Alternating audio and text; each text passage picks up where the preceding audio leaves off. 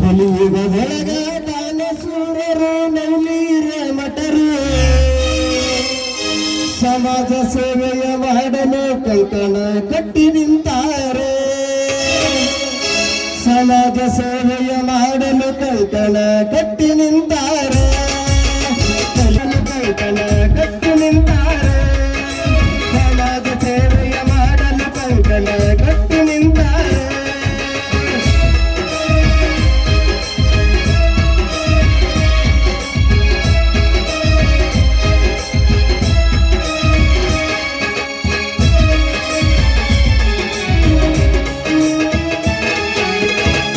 ಕೋಟೆ ಜಿಲ್ಲೆ ಹುನಗುಂದ ತಾಲೂಕು ಕರಡಿ ಗ್ರಾಮದವರು ರಾಜಶೇಖರಯ್ಯ ನೀಲಮ್ಮ ತಾಯಿಯ ಮಡಿಲಲ್ಲಿ ಜನಿಸಿದರು. ಬಾಗಲಕೋಟೆ ಜಿಲ್ಲೆ ಹುನಗುಂದ ಇಲ್ಲಿಯವರೆಗೆ ಸನ್ಮಾನರನ್ನ ಕುರಿತು ಆಡಿದಂಥ ಆ ಸಾಲುಗಳಲ್ಲಿ ಅರ್ಥ ಇದೆ. ಆ ಅರ್ಥವನ್ನ ಇವತ್ತ ನಮ್ಮ ಕರಡಿ ಗ್ರಾಮ ಅಷ್ಟೇ ಅಲ್ಲ, ನಮ್ಮ ಹುನಗುಂದ ತಾಲೂಕು, ಕೊಪ್ಪಳ ಜಿಲ್ಲೆ, ಬಾಗಲಕೋಟೆ ಜಿಲ್ಲೆಯಲ್ಲಿ ಅದಮ್ಯವಾದ ಚೈತನ್ಯದೊಂದಿಗೆ ಅವರು ಗುರುತಿಸಿಕೊಂಡಿದ್ದಾರೆ.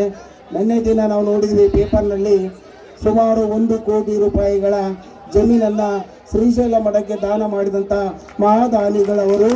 ಅವರಿಗೆ ಚಪ್ಪಾಳೆಯ ಮೂಲಕ ಅಭಿನಂದನೆಗಳನ್ನು ಸಲ್ಲಿಸೋಣ. ಜೊತೆಗೆ ಈ ಸಂಘದ ಪರವಾಗಿ ಅವರಿಗೆ ಅಭಿನಂದನೆ ಸಲ್ಲಿಸ್ತಾ ಇದ್ದೇವೆ. ಈ ಅಭಿನಂದನೆ ಸಲ್ಲಿಸಲು ಬರ್ತಾ ಇದ್ದಾರೆ ಸೋಮಣ್ಣ ಅಲ್ಕಾವಟಗಿ ಹಾಗೂ ಸಿದ್ದಪ್ಪ ವಾಲಿಕಾರಿ ಅವರಿಂದ ಸನ್ಮಾನ್ಯ ಶ್ರೀ ನವಲೀರ ಮಠ ಅವರಿಗೆ ಸನ್ಮಾನವನ್ನ ಕೈಗೊಳ್ಬೇಕಂತ ಅವರಲ್ಲಿ ವಿನಂತಿ.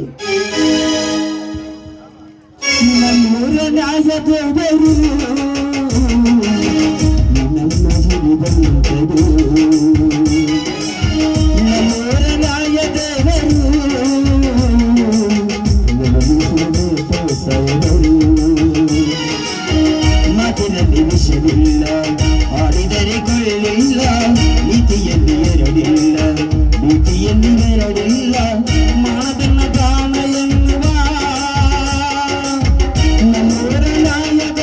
ಅದೇ ರೀತಿಯಾಗಿ ಈ ಸ್ಥಳವನ್ನು ಅವಕಾಶ ಮಾಡಿಕೊಟ್ಟಿರ್ತಕ್ಕಂಥ ಊರಿನ ಹಿರಿಯರಾಗಿರ್ತಕ್ಕಂಥ ಸನ್ಮಾನ್ಯ ಶ್ರೀ ಮಹಮ್ಮದಾನಿ ಬಾವಿಕಟ್ಟಿಯವರಿಗೆ ಸೋಮಣ್ಣ ಮತ್ತು ಸಿದ್ದಪ್ಪ ವಾಲಿಕಾರ್ ಅವರಿಂದ ಸನ್ಮಾನ ಸಮಾರಂಭ. ರಾಗಿಯಾಗಲಿ ಗೋಧಿಯಾಗಲಿ, ರಾಗಿಯಾಗಲಿ ಗೋಧಿಯಾಗಲಿ, ಮಾತು ಕೆಟ್ಟರೆ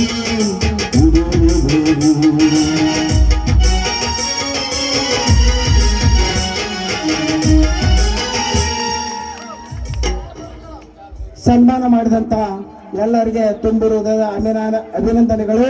ಈಗ ಸನ್ಮಾನವನ್ನ ಕುರಿತು ನಮ್ಮ ಊರಿನ ಹಿರಿಯರು ಗೌರವಾನ್ವಿತರಾಗಿರ್ತಕ್ಕಂಥ ಸನ್ಮಾನ್ಯ ಶ್ರೀ ವೇದಮೂರ್ತಿ ಷಡಕ್ಷರಯ್ಯ ನವಲೀರ ಮಠ ಅಜ್ಜವರು ಒಂದು ಈ ಸಭೆಯನ್ನು ಉದ್ದೇಶಿಸಿ ಮಾತನಾಡಬೇಕಂತ ಅವರಲ್ಲಿ ವಿನಂತಿಸಿಕೊಳ್ತಾ ಇದ್ದಾರೆ.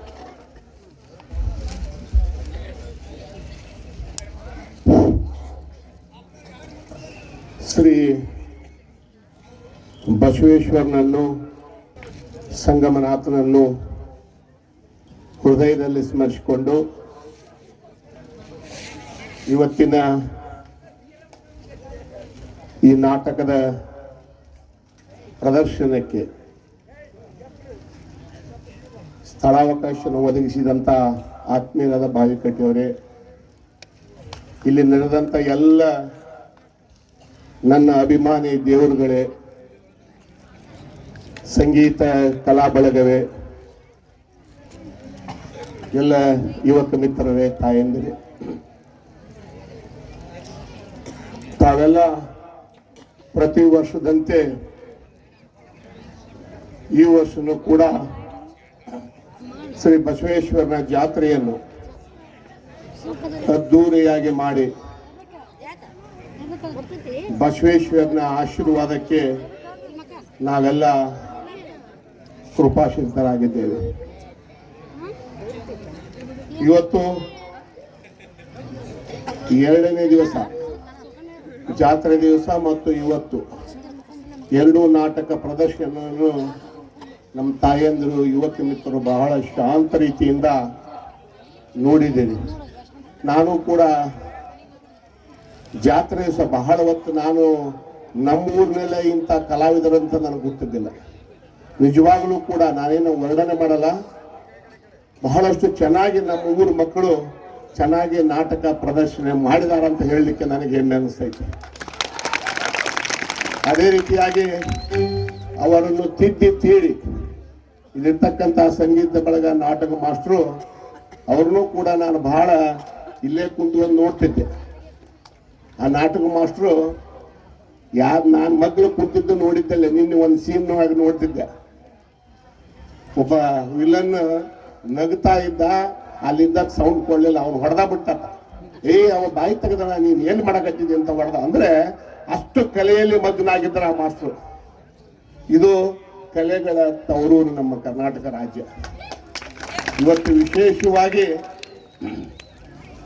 ಇವರೇನಿದಾರಲ್ಲ, ಸಂಗೀತಗಾರರಿರ್ಬೋದು, ಇವತ್ತು ನಮ್ಮ ಸಹೋದರಿಯರೇನು ಇವತ್ತು ನಾಟಕ ಪಾತ್ರ ಮಾಡಲು ಬಂದಿದಾರಲ್ಲ, ಅವರ ಜೀವನ ಬಹಳ ಕಷ್ಟ ಐತೆ. ಅವರಿಗೆ ಕಲೆಗಾರರಿಗೆ ಸರಸ್ವತಿ ಒಲ್ದಿರ್ತಾಳ, ಲಕ್ಷ್ಮಿ ಒಲ್ದಿರ್ದಿಲ್ಲ ಅವರಿಗೆ. ಅವರ ಜೀವನ ವಿಶೇಷವಾಗಿ ಏನ್ ನೀವು 3-4 ತಾಸು ಚಪ್ಪಾಳಿಗೆ ಹೊಡೆದು ಅವರ ಮನರಂಜನೆ ಮಾಡ್ತಿರಲ್ಲ, ಅದೇ ಸಂತೋಷ ಅವರಿಗೆ. ಆ ಪರದೆ ಹಿಂದೆ ಹೋದ್ರೆ ಅವರ ಜೀವನ ಕಥೆ ಬೇರೆ ಬೇರೆ ಇರ್ತೈತೆ. ಈ ಸಂದರ್ಭದಲ್ಲಿ ನಾನು ಕೇವಲ ಇಷ್ಟೇ ಅಲ್ಲ, ಎಲ್ಲ ಕಲೆಗಾರರಲ್ಲಿ ವಿನಂತಿ ಮಾಡಿಕೊಡ್ತೀನಿ, ನಿಮ್ಮ ಯಾರೇ ಮಕ್ಕಳು ಚೆನ್ನಾಗಿ ಓದ್ತಿದ್ರೆ ನಿಮ್ಮ ಆರ್ಥಿಕ ಪರಿಸ್ಥಿತಿಯಿಂದ ಮಕ್ಕಳ ಶಾಲೆ ಬಿಡಿಸ್ಬಾರ್ದು, ನೇರವಾಗಿ ನನ್ನ ಹತ್ರ ಕರ್ಕೊಂಡ್ಬನ್ನಿ, ಅವ್ರಿಗೆ ಓದಲಿಕ್ಕೆ ನಾನು ಸಹಾಯ ಮಾಡ್ತೀನಿ ಅಂತ ಈ ಸಂದರ್ಭದಲ್ಲಿ. ಇವತ್ತು ಈ ಎಲ್ಲ ನಾಟಕ ನೋಡಿ ನಮ್ಮ ತಾಯಂದಿರು, ನೀವೇನೋ ಗಂಡು ಮಕ್ಕಳು ಇಲ್ಕಲ್ಲ ಉಣಗುಂದ ಬಾಗಲಕೋಟೆ ಅಡ್ಡಾಡೆಲ್ಲ ಸಿನಿಮಾ ಪನ್ಮ ಚೈನಿ ಹೊಡೆದು ಬಂದಿರ್ತೀವಿ. ವಿಶೇಷವಾಗಿ ನಮ್ಮ ತಾಯಂದಿರು ವರ್ಷಾನುಗಟ್ಲೆ ಮನೆಯಲ್ಲಿ ಕೆಲಸ ಮಾಡ್ಕೊಂತ ಒಂದ್ ದಿವಸ ನಾವು ವರ್ಷಕ್ಕೊಂದ್ಸಲ ನಾಟಕ ಇಂಥ ಸಂಗೀತ ಕಾರ್ಯಕ್ರಮ ನೋಡಿ ಅವರು ಆನಂದ ಪಡಿಸುತ್ತಾರೆ. ನಾವು ಅದನ್ನು ತಪ್ಪಿಸಬಾರ್ದು. ವಿಶೇಷವಾಗಿ ಇತ್ತೀಚಿನ ದಿನಗಳಲ್ಲಿ ಕೆಲವೊಂದು ಗ್ರಾಮಗಳಲ್ಲಿ ರಾಜಕೀಯ ಹೋಗು ಇಂಥವೆಲ್ಲ ಅವಕಾಶಗಳಿಗೆ ತಪ್ಪುವಂತ ಅವಕಾಶ ಇರ್ತೈತೆ.